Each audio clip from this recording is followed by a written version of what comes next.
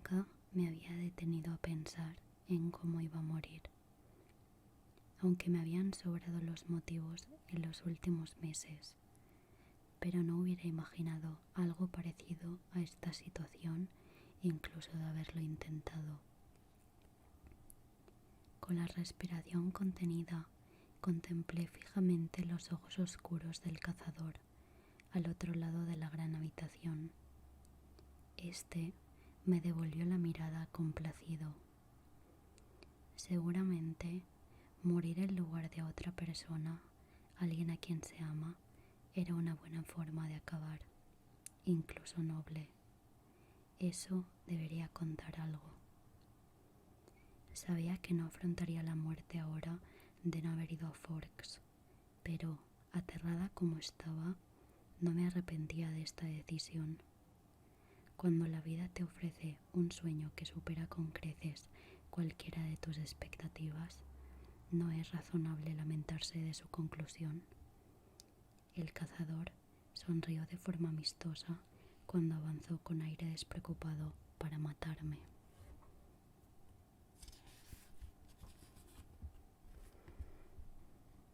Primer encuentro. Mi madre me llevó al aeropuerto con las ventanillas del coche bajadas. En Phoenix, la temperatura era de 24 grados y el cielo de un azul perfecto y despejado. Me había puesto mi blusa favorita, sin mangas y con cierres a presión blancos. La llevaba como gesto de despedida.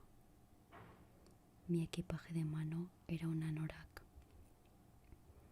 En la península de Olympic, al noroeste del estado de Washington, existe un pueblecito llamado Forks, cuyo cielo casi siempre permanece encapotado. En esta insignificante localidad llueve más que en cualquier otro sitio de los Estados Unidos. Mi madre se escapó conmigo de aquel lugar y de sus tenebrosas y sempiternas sombras cuando yo apenas tenía unos meses. Me había visto obligada a pasar allí un mes cada verano, hasta que por fin me impuse al cumplir los 14 años. Así que, en vez de eso, los 3 últimos años, Charlie, mi padre, había pasado sus 2 semanas de vacaciones conmigo en California. Y ahora me exiliaba a Forks, un acto que me aterraba, ya que detestaba el lugar. Adoraba Phoenix, me encantaba el sol, el calor abrasador y la vitalidad de una ciudad que se extendía en todas las direcciones. Vela, me dijo mamá por enésima vez antes de subir al avión, no tienes por qué hacerlo.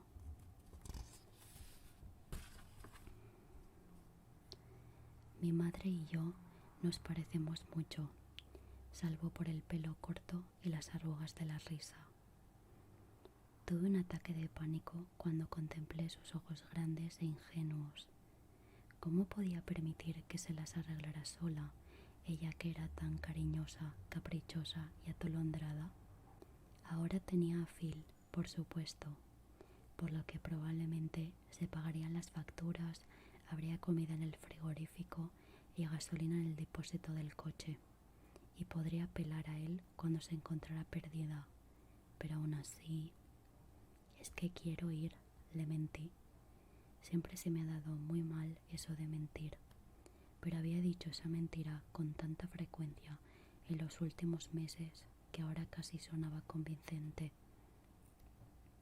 Saluda a Charlie de mi parte, dijo con resignación. Sí, lo haré. Te veré pronto, insistió. Puedes regresar a casa cuando quieras. Volveré tan pronto como me necesites. Pero en sus ojos vi el sacrificio que le suponía esa promesa. No te preocupes por mí, le pedí. Todo irá estupendamente. Te quiero, mamá. Me abrazó con fuerza durante un minuto. Luego subí al avión y ella se marchó. Para llegar a Forks tenía por delante un vuelo de 4 horas de Phoenix a Seattle, y desde allí a Port Ángeles 1 hora más en avioneta y otra más en coche. No me desagradaba volar, pero me preocupaba un poco pasar 1 hora en el coche con Charlie. Lo cierto es que Charlie había llevado bastante bien todo aquello. Parecía realmente complacido de que por primera vez fuera a vivir con él de forma más o menos permanente. Ya me había matriculado en el instituto y me iba a ayudar a comprar un coche.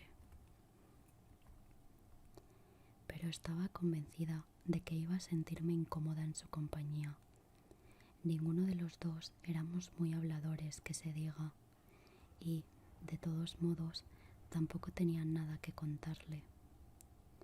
Sabía que mi decisión lo hacía sentirse un poco confuso, ya que, al igual que mi madre, yo nunca había ocultado mi aversión hacia Forks.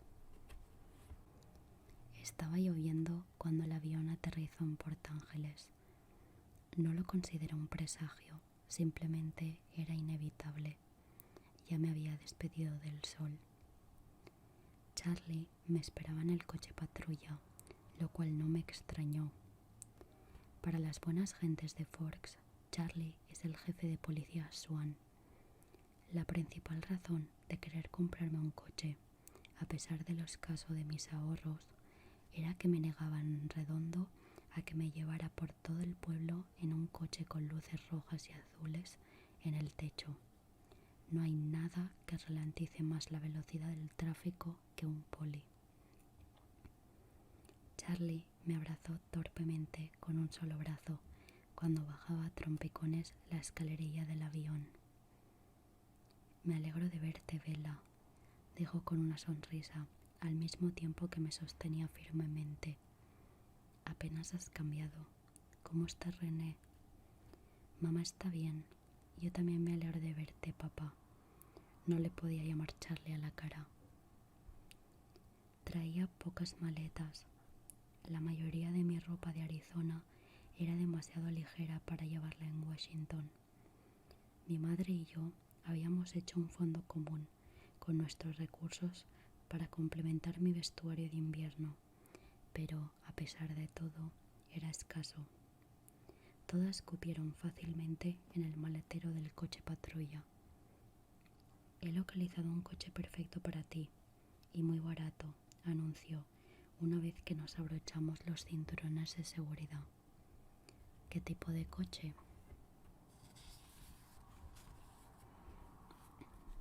Desconfié de la manera en que había dicho «un coche perfecto para ti», en lugar de simplemente «un coche perfecto». «Bueno, es un monovolumen, un Chevy para ser exactos». «¿Dónde lo encontraste? ¿Te acuerdas de Billy Black, el que vivía en La Push?» La Push es una pequeña reserva india situada en la costa. «No. Solía venir de pesca con nosotros durante el verano», me explicó. «Por eso no me acordaba de él. Se me da bien olvidar las cosas dolorosas e innecesarias». «Ahora está en una silla de ruedas», continuó Charlie cuando nos respondí, «por lo que no puede conducir, y me propuso venderme su camioneta por una ganga». «¿De qué año es?» Por la forma en que le cambió la cara, supe que era la pregunta que no deseaba oír. «Bueno, Billy ha realizado muchos arreglos en el motor. En realidad, tampoco tiene tantos años». Esperaba que no me tuvieran tan poca estima como para creer que iba a dejar pasar el tema así como así. «¿Cuándo lo compró?» «En 1984, creo». «¿Y era nueva entonces?» «En realidad, no. Creo que era nuevo a principios de los 60, o a lo mejor a finales de los 50, confesó con timidez.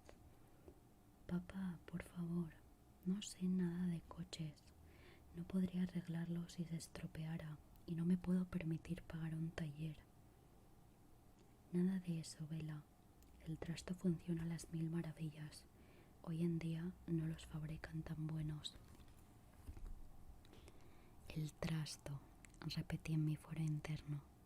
Al menos tenía posibilidades como apodo. ¿Y qué entiendes por barato? Después de todo, ese era el punto en el que yo no iba a ceder. Bueno, cariño, ya te lo he comprado como regalo de bienvenida. Charlie me miró de reojo con rostro expectante. Vaya, gratis. No tenías que hacerlo, papá. Iba a comprarme un coche. No me importa. Quiero que te encuentres a gusto aquí. Charlie mantenía la vista fija en la carretera mientras hablaba. Se sentía incómodo al expresar sus emociones en voz alta. Yo lo había heredado de él, de ahí que también mirara hacia la carretera cuando le respondí. Es estupendo, papá. Gracias. Te lo agradezco de veras. Resultaba innecesario añadir que era imposible estar a gusto en Forks, pero él no tenía por qué sufrir conmigo. Y a caballo regalado no le mires el diente, ni el motor. Bueno, de nada, eres bienvenida, masculló, avergonzado por mis palabras de agradecimiento. Intercambiamos unos pocos comentarios más sobre el tiempo, que era húmedo, y básicamente esa fue toda la conversación. Miramos a través de las ventanillas en silencio. El paisaje era hermoso, por supuesto, no podía negarlo. Todo era de color verde, los árboles, los troncos cubiertos de musgo, el dosel de ramas que colgaba de los mismos, el suelo cubierto de lechos. Incluso el aire que se filtraba entre las hojas tenía un matiz de verdor. Era demasiado verde, un planeta alienígena. Finalmente llegamos al hogar de Charlie. Vivía en una casa pequeña de 2 dormitorios que compró con mi madre durante los primeros días de su matrimonio. Esos fueron los únicos días de su matrimonio, los primeros. Allí aparcado, en la calle delante de una casa que nunca cambiaba, estaba mi nuevo monovolumen. Bueno, nuevo para mí. El vehículo era de un rojo desvaído, con guardabarros grandes y redondos y una cabina de aspecto bulboso. Para mi enorme sorpresa, me encantó. No sabía si funcionaría, pero podía imaginarme al volante. Además, era uno de esos modelos de hierro sólido que jamás sufren daños, la clase de coches que ves en un accidente de tráfico con la pintura intacta y rodeado de los trozos del coche extranjero que acaba de destrozar. Caramba, papá, me encanta, gracias. Ahora, el día de mañana parecía bastante menos terrorífico. No me vería en la tesitura de elegir entre andar 3 kilómetros bajo la lluvia hasta el instituto o dejar que el jefe de policía me llevara en el coche patrulla. Me alegra que te guste, dijo Charlie con voz áspera, nuevamente avergonzado. Subir todas mis cosas hasta el primer piso requirió un solo viaje escaleras arriba. Tenía el dormitorio de la cara oeste, el que daba al patio delantero. Conocía bien la habitación. Había sido la mía desde que nací. El suelo de madera, las paredes pintadas de azul claro, el techo 2 aguas, las cortinas de encaje y amarillentas flanqueando las ventanas. Todo aquello formaba parte de mi infancia. Los únicos cambios que había introducido Charlie se limitaron a sustituir la cuna por una cama y añadir un escritorio cuando crecí. Encima de este había ahora un ordenador de segunda mano con el cable del módem grapado al suelo hasta la toma de teléfono más próxima. Mi madre lo había estipulado de ese modo para que estuviéramos en contacto con facilidad. La mecedora que tenía desde niña aún seguía en el rincón. Solo había un pequeño cuarto de baño en lo alto de las escaleras que debía compartir con Charlie. Intenté no darle muchas vueltas al asunto. Una de las cosas buenas que tiene Charlie es que no se queda revoloteando a tu alrededor. Me dejó sola para que deshiciera mis maletas y me instalara, una hazaña que hubiera sido del todo imposible para mi madre. Resultaba estupendo estar sola, no tener que sonreír ni poner buena cara. Fue un respiro que me permitió contemplar a través del cristal la cortina de lluvia con desaliento y derramar algunas lágrimas. No estaba de humor para una gran llantina. Eso podía esperar hasta que me acostara y me pusiera a reflexionar sobre lo que me aguardaba el día siguiente. El aterrador cómputo de estudiantes del Instituto de Forks era de tan solo 357, ahora 358. Solamente en mi clase de tercer año en Phoenix había más de 700 alumnos. Todos los jóvenes de por aquí se habían criado juntos y sus abuelos habían aprendido a andar juntos. Yo sería la chica nueva de la gran ciudad, una curiosidad, un bicho raro.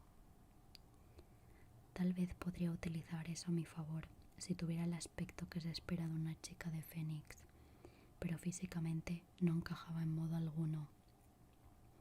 Debería ser alta, rubia, de tez bronceada, una jugadora de voleibol o quizás una animadora, todas esas cosas propias de quienes viven en el Valle del Sol. Por el contrario, mi piel era blanca como el marfil, a pesar de las muchas horas de sol en Arizona, sin tener siquiera la excusa de unos ojos azules o un pelo rojo. Siempre he sido delgada, pero más bien flojucha, y desde luego no una atleta. Me faltaba la coordinación suficiente para practicar deportes sin hacer el ridículo o dañar a alguien, a mí misma o a cualquiera que estuviera demasiado cerca.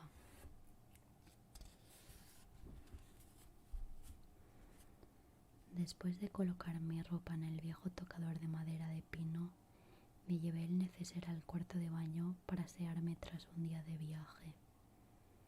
Contemplé mi rostro en el reflejo mientras me cepillaba el pelo enredado y húmedo. Tal vez se debiera a la luz, pero ya tenía un aspecto más cetrino y menos saludable. Puede que tenga una piel bonita, pero es muy clara, casi translúcida, por lo que su apariencia depende del color del lugar, y en Forks no había color alguno. Mientras me enfrentaba a mi pálida imagen en el espejo, tuve que admitir que me engañaba a mí misma. Jamás encajaría, y no solo por mis carencias físicas. Si no me había hecho un huequecito en una escuela de 3000 alumnos, ¿qué posibilidades iba a tener aquí? No sintonizaba bien con la gente de mi edad. Bueno, lo cierto es que no sintonizaba bien con la gente. Punto. Ni siquiera mi madre, la persona con quien mantenía mayor proximidad, estaba en armonía conmigo. No íbamos por el mismo carril. A veces me preguntaba si veía las cosas igual que el resto del mundo. Tal vez la cabeza no me funcionara como es debido. Pero la causa no importaba, solo contaba el efecto, y mañana no sería más que el comienzo. Aquella noche no dormí bien, ni siquiera cuando dejé de llorar. El siseo constante de la lluvia y el viento sobre el techo no minoraba jamás, hasta convertirse en un ruido de fondo. Me tapé la cabeza con la vieja y descolorida colcha, y luego añadí la almohada, pero no conseguí conciliar el sueño antes de medianoche, cuando al fin la lluvia se convirtió en un fino sirimiri.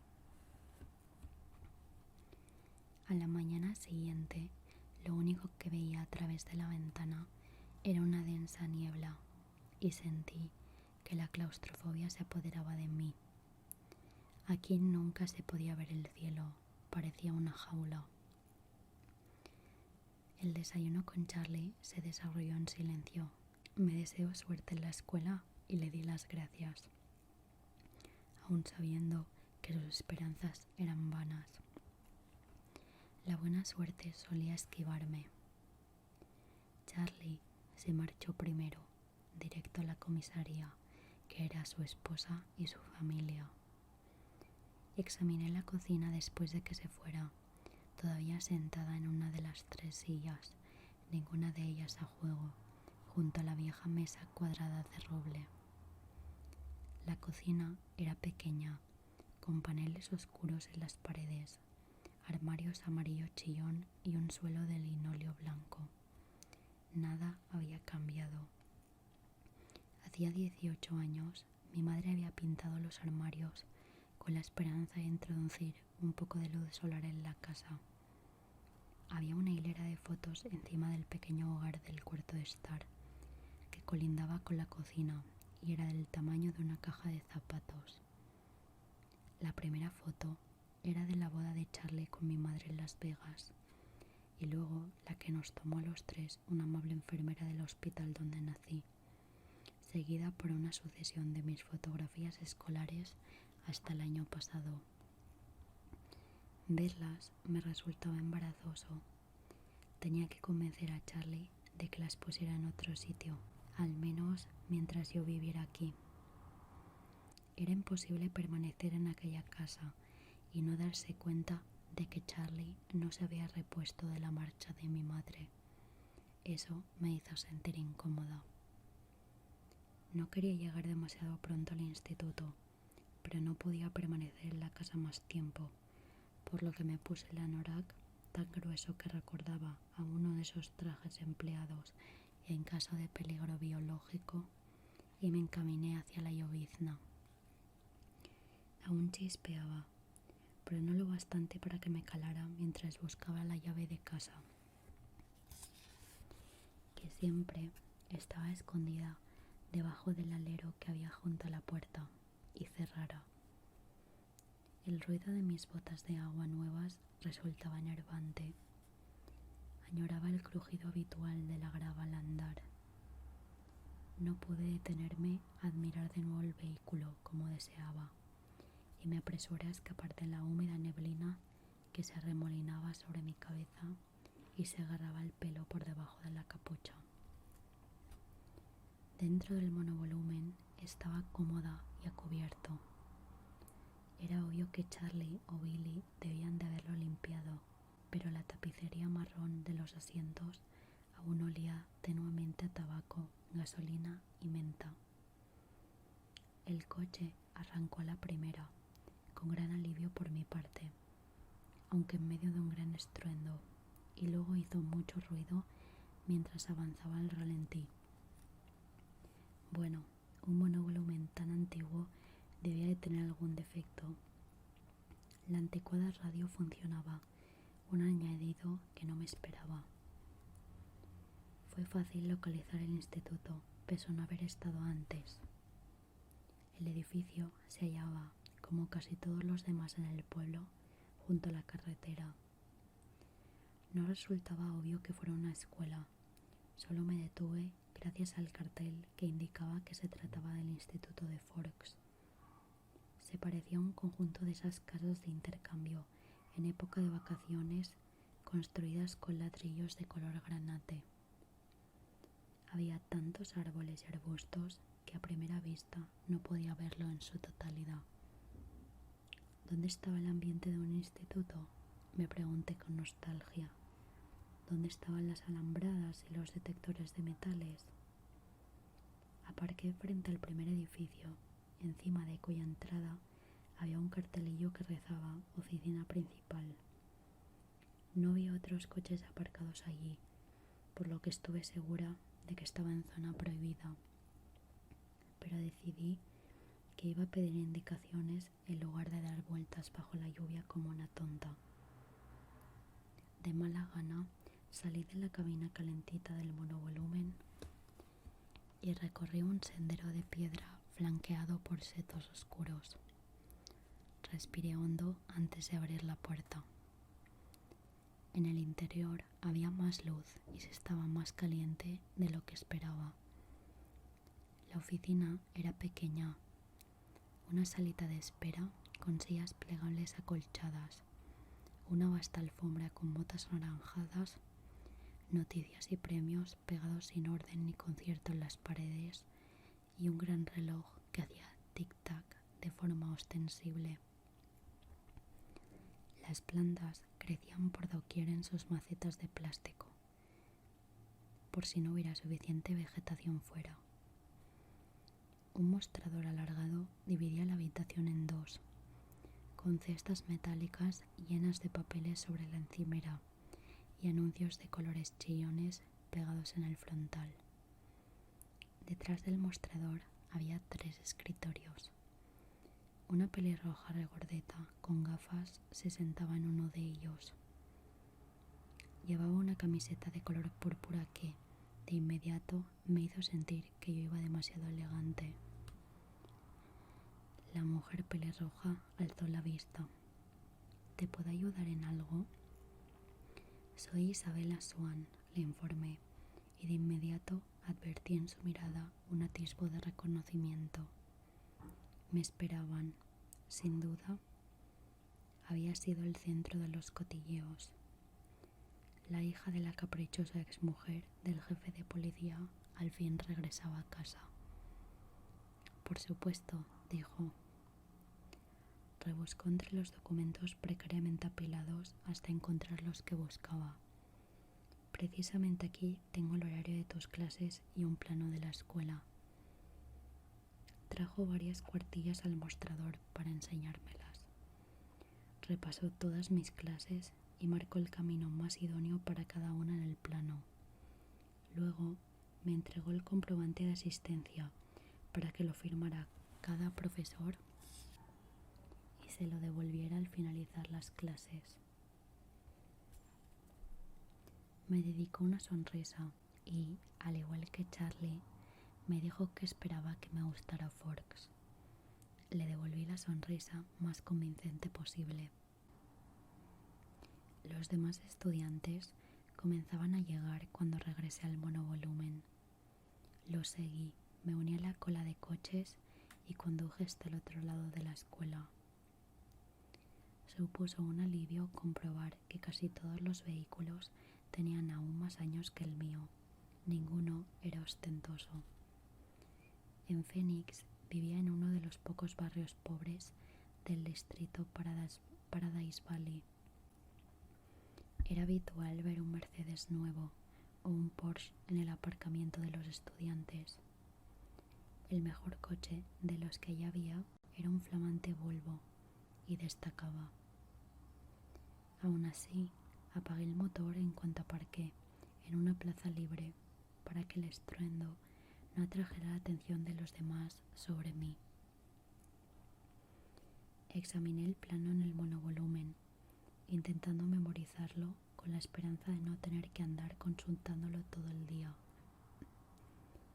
Lo guardé en la mochila, me la eché al hombro y respiré hondo. Puedo hacerlo, me mentí sin mucha convicción. Nadie me va a morder. Al final, suspiré y salí del coche. Mantuve la cara escondida bajo la capucha y anduve hasta la acera abarrotada de jóvenes. Observé con alivio que mi sencilla chaqueta negra no llamaba la atención. Una vez pasada la cafetería, el edificio número 3 resultaba fácil de localizar, ya que había un gran 3 pintado en negro sobre un fondo blanco con forma de cuadrado en la esquina del lado este. Noté que mi respiración se acercaba a hiperventilación al aproximarme a la puerta. Para paliarla, contuve el aliento y entré detrás de 2 personas que llevaban impermeables del estilo unisex. El aula era pequeña. Los alumnos que tenía delante se detenían en la entrada para colgar sus abrigos en unas perchas. Había varias. Los imité. Se trataba de 2 chicas, una rubia de tez clara como la porcelana y otra, también pálida, de pelo castaño claro. Al menos mi piel no sería nada excepcional aquí.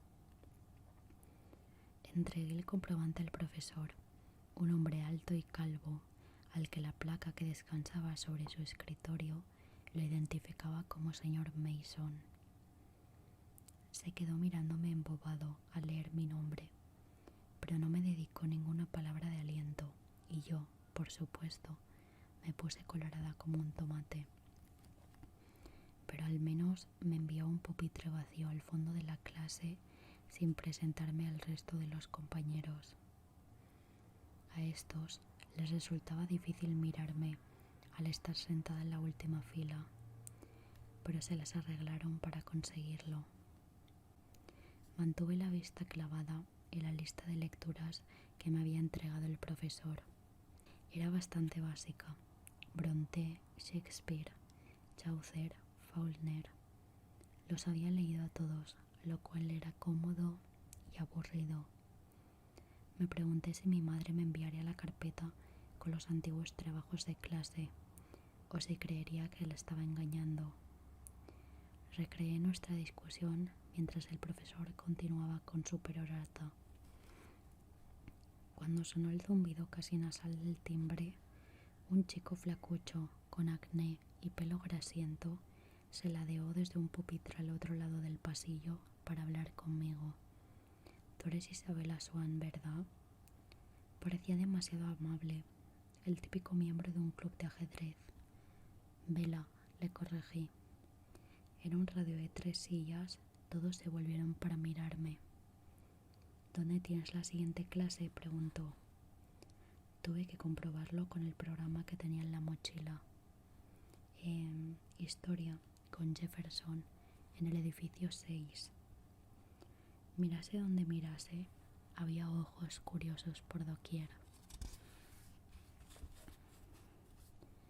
«Voy al edificio 4, podría mostrarte el camino».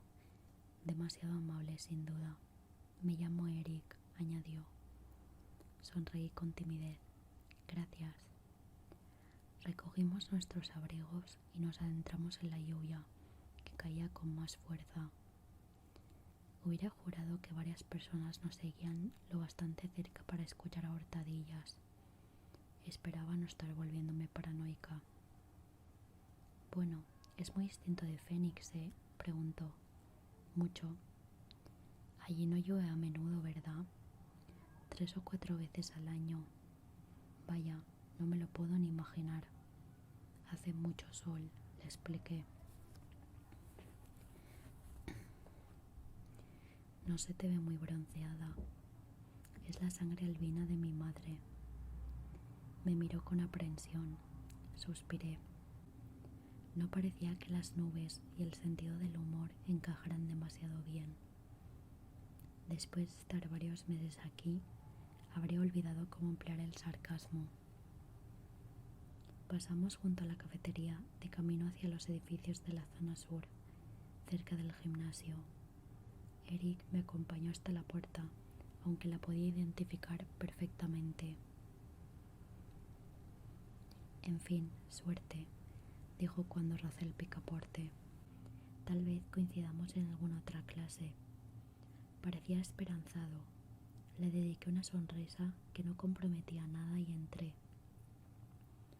El resto de la mañana transcurrió de forma similar. Mi profesor de trigonometría, el señor Barner, a quien habría odiado de todos modos por la asignatura que enseñaba, fue el único que me obligó a permanecer delante de toda la clase para presentarme a mis compañeros. Balbuceé, me sonrojé y tropecé con mis propias botas al volver a mi pupitre. Después de 2 clases, empecé a reconocer varias caras en cada asignatura.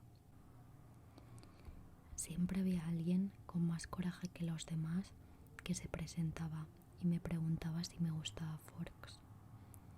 Procuré actuar con diplomacia, pero por lo general mentí mucho. Al menos no necesité el plano.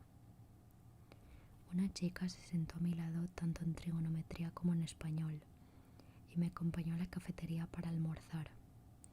Era muy pequeña, varios centímetros por debajo de mi 1,60, pero casi alcanzaba mi estatura gracias a su oscura melena de rizos alborotados. No me acordaba de su nombre, por lo que me limité a sonreír mientras paloteaba sobre los profesores y las clases. Tampoco intenté comprenderlo todo. Nos sentamos al final de una larga mesa con varias de sus amigas, a quienes me presentó.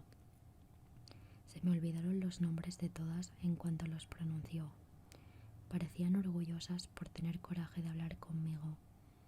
El chico de la clase de lengua y literatura, Eric, me saludó desde el otro lado de la sala.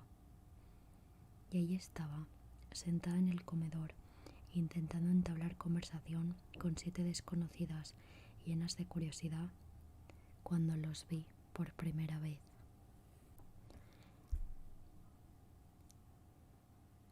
Vamos a dejar por aquí el primer vídeo de lectura de Crepúsculo. Espero que os haya gustado. Cuidaos un montón y nos vemos en el próximo vídeo.